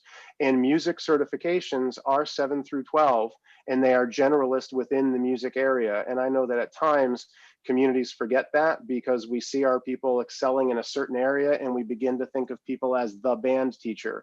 But I can assure you that our music teachers are certified in music 7 through 12, and it would be in vocal music, instrumental music, general music, and all of those areas.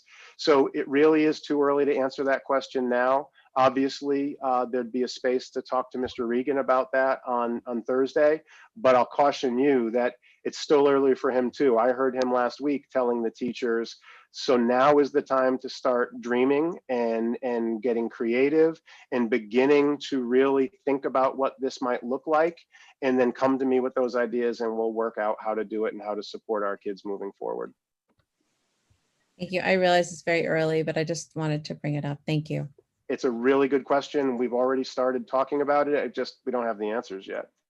And we'll need to have the answers before this year closes, obviously.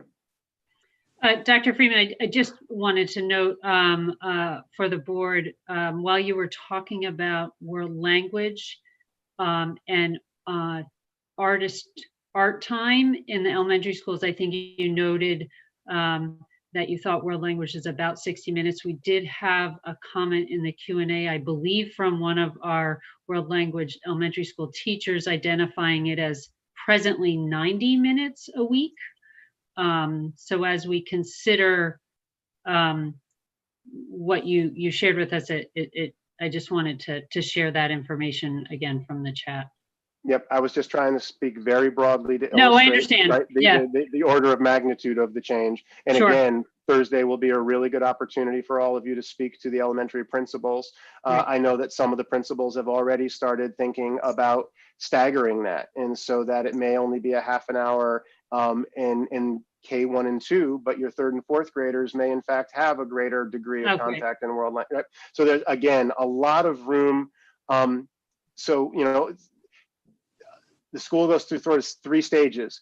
There's budgeting, where we identify how many resources we have. Then there's going to be scheduling, where the principals really decide where those resources go. And then ultimately there's staffing, where we decide then how to fill those positions. It is really difficult to, especially in a district of this size, to be at the budget level and not think about what scheduling and in fact staffing is going to mean, because these are our teachers. We know the programs and we know the individuals who fill the positions. And so it gets really hard trying to logically say, we need to do budgeting first, then scheduling, and then staffing. But we're just at the budgeting part of this right now. Other initial thoughts or questions? I had two, I guess, if I may.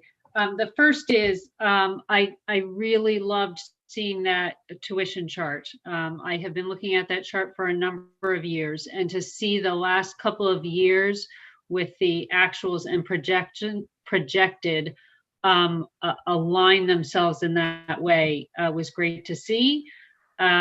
Very hard to do, totally recognizing how hard it is to do. But I'll just say from the get-go that that's a place where I'm hesitant to think about kind of pulling back any funds. I would really like to continue to support Jason and Linda and the folks on the administration who are in charge of making those projections, because we've done very well over the last couple of years. And then the second thing, I'm interested in the enrollment numbers and interested in the kindergarten enrollment numbers, right? So, if we look at enrollment in kindergarten this year and the first grade enrollment, there's a delta of about 44, 45. If the number that, and we don't know what that means, right? Did 44 people hold their kids back? Did 10? And we would have seen a 34, number of kids, decrease. Who knows? But I'm a little concerned that we could see a significant increase. I'm acknowledging we don't know really that number. So my follow-up question is, could you remind me when kindergarten registration starts? I will note for my colleagues that it ends on the first day of school, and then not even then, right? So it's not a great gauge, but I'm wondering when that date is and whether it will happen. I don't think it happens before we adopt a budget. It starts.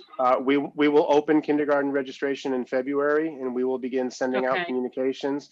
It will be completely electronic this year. It has been in person.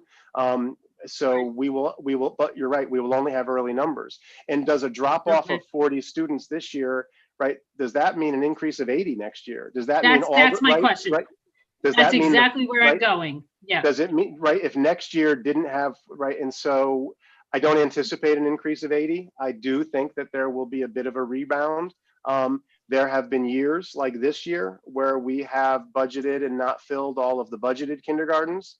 There have been more than a couple of years where we've come to you in August and let you know that we were in fact opening a 13th section. And there was one year where we added 2 kindergarten sections in August because we saw really significantly increasing numbers.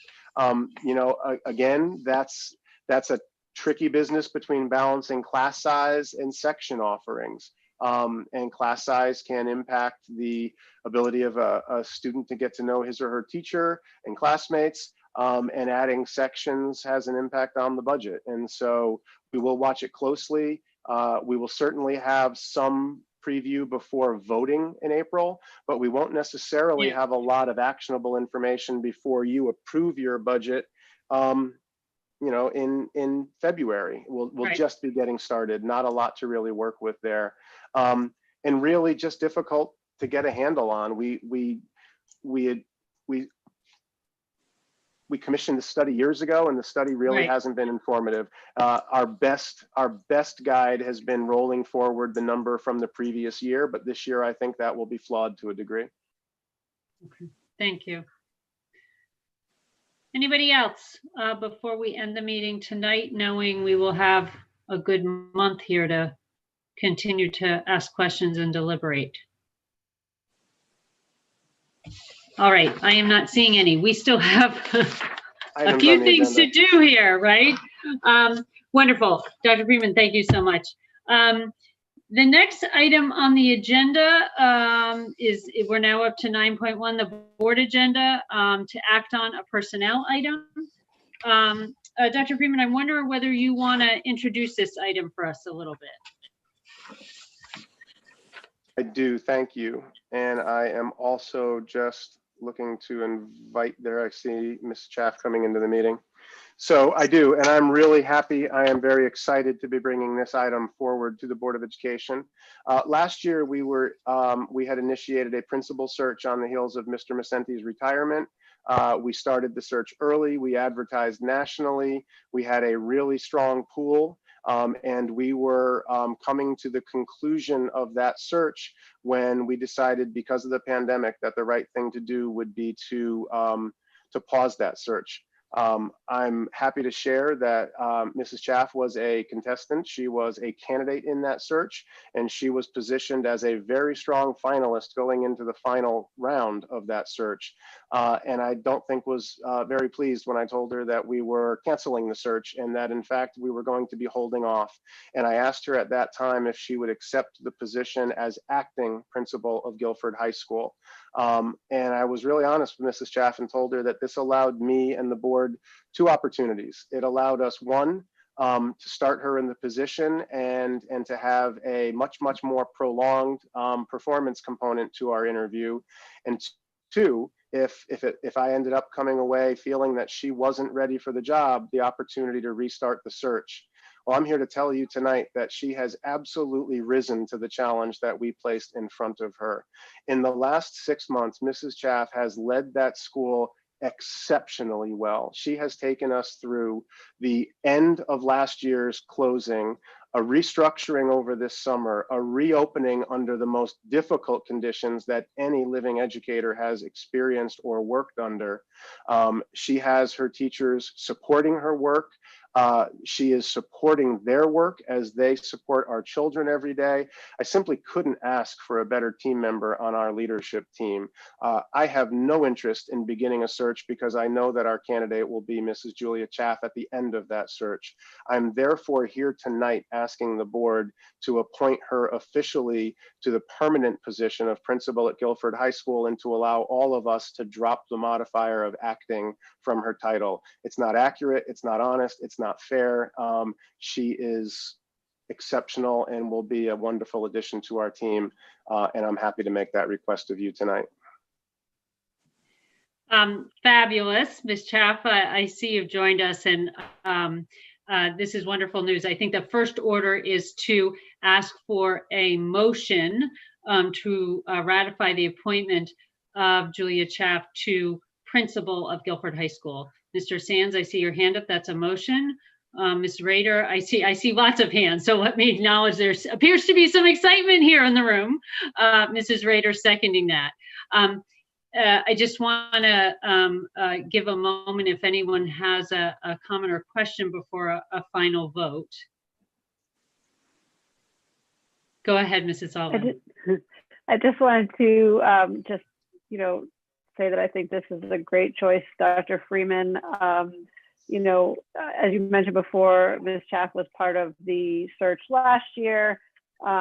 It's not off, it's rare, but special when you get to test drive your next principal before they become the real principal. And I have 2 kids, formerly 3 at the high school, and I think that this is an excellent decision. Wonderful, thank you. Anybody else? Well, I just think this is a wonderful decision. I had the privilege of being on the principal search committee last spring, and I'm so pleased at this decision. We've heard such positive things over the last 4 or 5 months that you've been in this position. And so with that, we've had a motion, a second, I'm asking for a vote to ratify Julia Chaff to principal of the high school. That looks like a unanimous vote. Wonderful. Thank you all very much, Julia. Congratulations. It is very well deserved. Thank you so much. I'm deeply honored to take this on. This is great news for 2021. Well, and we thank you, as we do all of our administrators, for the work that they have been doing over the last 4 or 5 months, and certainly pledge our continued support as you continue to do your work in particularly challenging times. Thank you all very much. Thank you, Julia. All right. We are up to reports of committees. The policy committee, 10.1, anything to report out? Sure. Our next meeting is scheduled for February 22nd, and in speaking with Mr. Bowden, a few things that we'll be hoping to work on is finishing up our work on the Title IX policy piece. Nothing really otherwise new to report in terms of policy updates, but obviously as of January 20th, we'll have a new administration. We'll have Commissioner Cardona going to DC to be our new Secretary of Education. So there may be some new policy changes that we might be seeing coming down the road. And that really, and then maybe looking at the policy manual, looking at other sections that we haven't reviewed in some years and evaluating what we could put on, future agendas. Terrific. Thank you so much. Mhm. Operations committee, Well, anything additional? Yes, I think that we had an excellent presentation by our insurance consultant, which really helped us to understand the impact that this virus has had on the way our claims have been coming in and why they're projecting the costs or the claims going forward the way they are. We had a very, very good in-depth question and answer on that. And I think that our understanding of how this works is much improved. Excellent. All right, thank you. Curriculum Instruction Assessment Committee, anything to report out tonight? We have not met for some months, but we are meeting at the end of this month on the 25th. We'll be talking about culturally responsive teaching methods. Terrific. All right. Liaisons to town committees, anything to report?